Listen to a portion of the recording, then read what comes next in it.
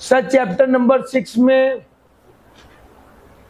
मैं शुरू करूंगा सबसे पहले डेटा वेयर हाउसिंग से। डेटा वेयर हाउसिंग क्या होती है? सर डेटा को अलमारी में, वेयर हाउस में, गोदाम में संभाल के रखना। अच्छा, मैं अक्सर इस बात को समझाने के लिए एक मिसाल देता होता हूँ कि यार जब हमारे घर दावत होती है ना, तो सारे मीगे जहेज के बर्तन निकलते हैं और वो निकलते हैं, साफ सुथरे होते हैं, धुलते हैं, दावत हो जाती है और दावत के बाद दोबारा उसी तरह ही साफ करके छोटी चमचियाँ लहदा, बड़ी चमचियाँ लहदा, कांटे लहदा, छुरियाँ लहदा, बड़ी प्लेट से लहदा, छोटी लहदा, ग्लास, सारी चीजें साफ सुथरा करके वापस कार्टन में पैक करके रख देते हैं। ऐसा ही है क्यों? मैं अक्सर सोचता हूं कि यार वापस क्यों रख देते हैं और 4 दिन बाद दोबारा मेहमान आना है, बस वो बड़े बाल्टे में रख दिया करें, जब आए तो फिर इस्तेमाल कर लें।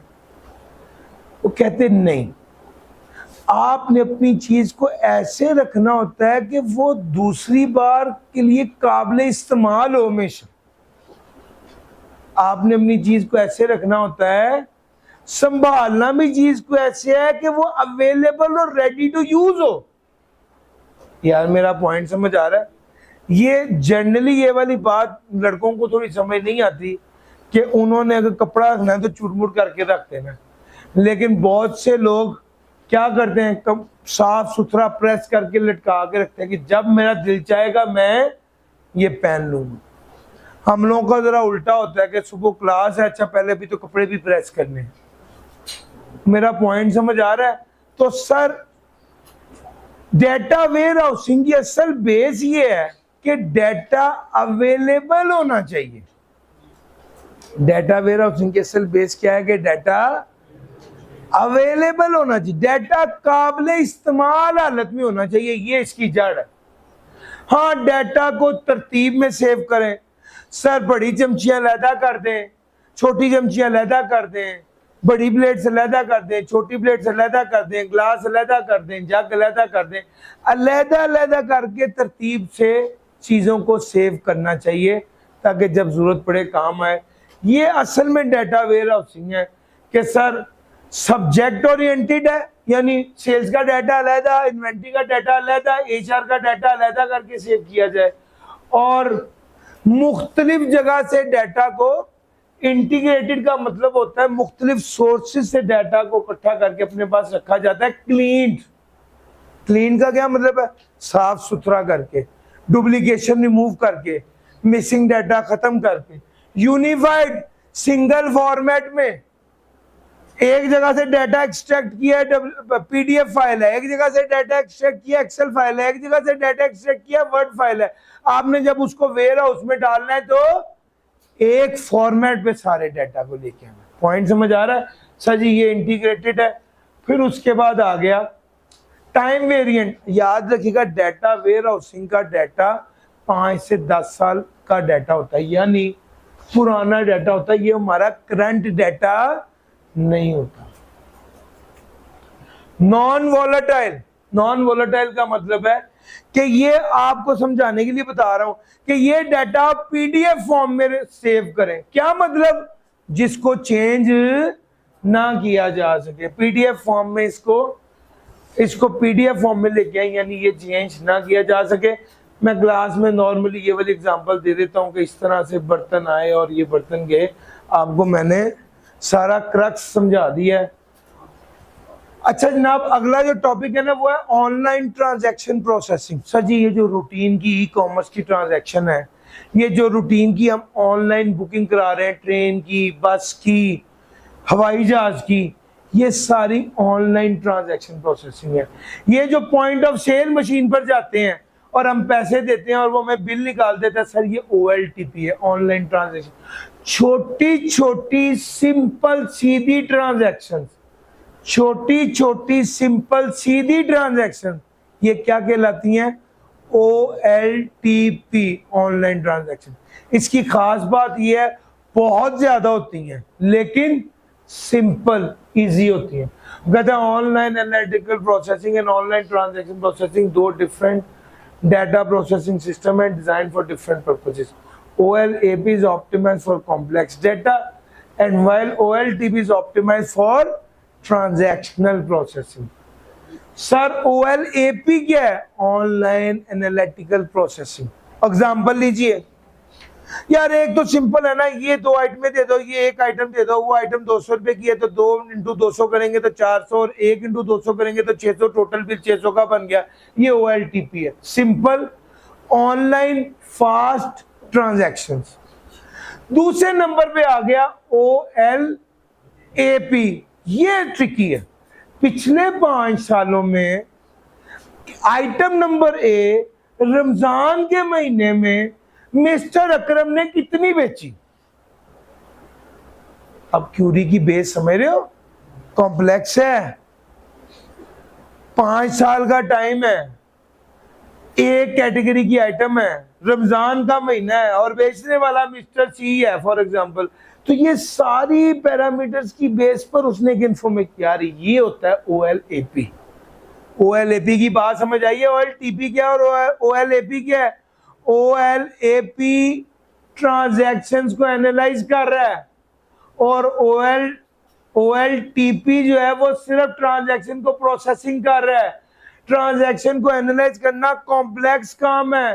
ट्रांजैक्शन को प्रोसेस करने में बहुत ज्यादा ट्रांजैक्शन को प्रोसेस करने में बहुत कॉम्प्लिकेशन नहीं है. और मेरा पॉइंट समझ आ रहा है सर? ये असल में मेन डिफरेंस है. तो अगर मैं आपको मेन डिफरेंस यहाँ पर बताऊं कि भाई OLTP और OLAP क्या है, तो आपको ये इससे सब सारा टॉपिक इस एक से कवर हो जाएगा.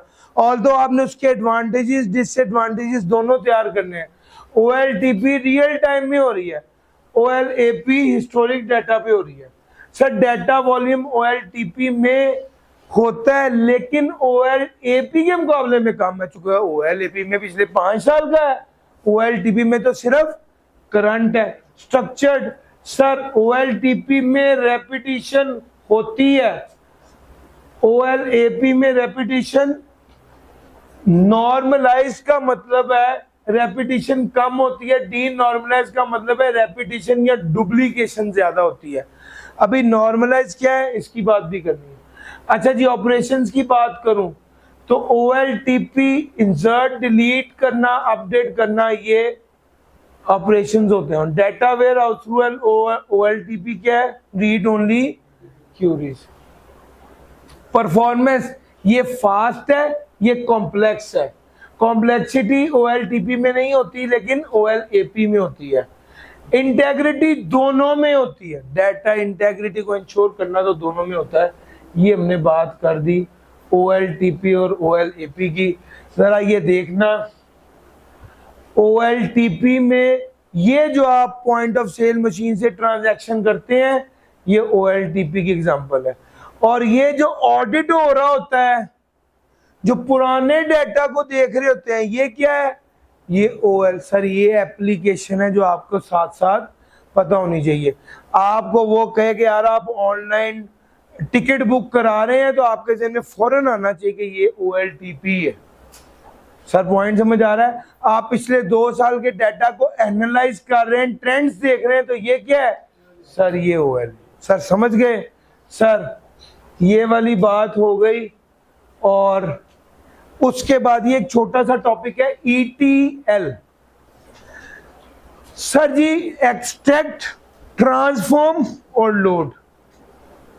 मैं एक एग्जांपल देता हूं. जब हर सेशन क्लोज होता है तो मैं अपने सिस्टम से, अपने सिस्टम्स में से डाटा को निकालता हूं, डाटा को चेक करता हूं, उसमें कोई गलती तो नहीं है, कोई प्रॉब्लम तो नहीं है. अगर मैंने प्री में 12 टेस्ट लिए हैं तो मैं देखता हूं मेरे 12 टेस्ट पूरे हैं. 12 टेस्ट हैं तो क्या 12 सॉल्यूशंस भी हैं? रिविजन क्लासेस के अब 7 टेस्ट होने हैं, 7 टेस्ट हैं और 7 सॉल्यूशंस हैं. क्या केस स्टडी 3 दिन की थी, केस स्टडी 3 दिन की, केस स्टडी तो 3 दिन के सॉल्यूशंस हैं. सारी चीजों को चेक करके मैंने क्या करना है? डाटा को अपने सिस्टम से निकालना है, उसको साफ करना है और कहां पे रख देना है? हार्ड ड्राइव में सेव कर देना है. ETL. एक्सट्रैक्ट करूंगा, ट्रांसफॉर्म करूंगा, उसमें जो तब्दीली है क्लीनिंग करूंगा, जो खराबी है जो डुप्लीकेशन है उसको रिमूव करूंगा, मिसिंग डाटा को पूरा करूंगा। और एल से क्या बन रहा है, लोड, मैं लोड कर दूंगा उसको नए सिस्टम पर। सर लोड करना क्या है, सर जी डाटा को कलेक्ट करना है, एक्सट्रैक्ट है, डाटा को ट्रांसफॉर्म करना यानी क्लीन करना और स्टैंडर्डाइज करना, और फिर तीसरे नंबर पे क्या है, डाटा को लोड करना। डाटा को लोड करेंगे, इनिशियल लोड और इंक्रीमेंटल। एक बार होता है कि एक ही गो में सारा डाटा लोड करते हैं और एक बार होता है स्टेप बाय स्टेप लोड करें। तो भैया इनिशियल लोड में क्या होता है, एक गो में करते हैं, और इंक्रीमेंटल क्या होता है, स्टेप बाय स्टेप किया जाए। सर ये ETL, एक्सट्रैक्ट, ट्रांसफॉर्म और लोड, ये जब चैप्टर नंबर 8 में मैं ERP पढ़ा रहा हूँ ना, तो वहां पर भी एक कॉन्सेप्ट आता है कि जब आप नया ERP इंप्लीमेंट करते हैं तो पुराने ERP से डाटा नए ERP में आना होता है। तो वहां पर भी ये वाला कॉन्सेप्ट अप्लाई होता है कि पुराने से एक्सट्रैक्ट करेंगे, उसको क्लीन करेंगे, स्टैंडर्डाइज करेंगे और नए में लोड कर देंगे। डाटा मार्ट्स क्या होता है, डाटा मार्ट होता है रेलिवेंट चंक ऑफ डाटा। मिसाल के तौर पे SBI कैफ लेवल को भी डील कर रहा है, PRC लेवल को भी डील कर रहा है, CFAB लेवल को भी डील कर रहा है। तो उसे कहना यार मुझे सिर्फ CFAB की डिटेल ला के, तो उसने CFAB का एक अलग फोल्डर बनाया हुआ है जिसमें सारा CFAB का ही माल है। तो ये क्या है सर, इसको कहा जाएगा डाटा मार्ट। और सर समझ आ रहा है, उसने कहा टीचर वाइज भी बनाया हुआ है इन्होंने। सर अली इमरान के कितने बैचेस हैं, कितने बच्चे हैं, उसकी डिटेल। सर जवाद के कितने बैचेस हैं, कितने बच्चे हैं, उसकी डिटेल। सर आतिफ के कितने बैचेस हैं, कितने बच्चे हैं, उसकी डिटेल। यार मेरा पॉइंट समझ आ रहा है। तो ये क्या है सर जी, ये डाटा मार्ट है, एक छोटा सेगमेंट बना देना। इसका फायदा क्या हो जाता है सर, इसका फायदा ये हो जाता है कि आपको तेजी से रेलेवेंट और कस्टमाइज्ड इंफॉर्मेशन मिल जाती है। सर डाटा मार्ट दो तरह का होता है, एक डिपेंडेंट और एक इंडिपेंडेंट। डिपेंडेंट वो जो एग्जिस्टिंग डाटा वेयर हाउस से बनाया जाता है, और इंडिपेंडेंट वो जो कि डायरेक्टली फ्रॉम सोर्स सिस्टम से बनाया जाता है, created directly from source system bypassing a central warehouse. Sir ji ये आ गया हमारा data mart. Sir ji data mart की सारी बात आपके साथ कर ली। चैप्टर नंबर 6 में अब एक बात रह गई है और वो है नॉर्मलाइजेशन।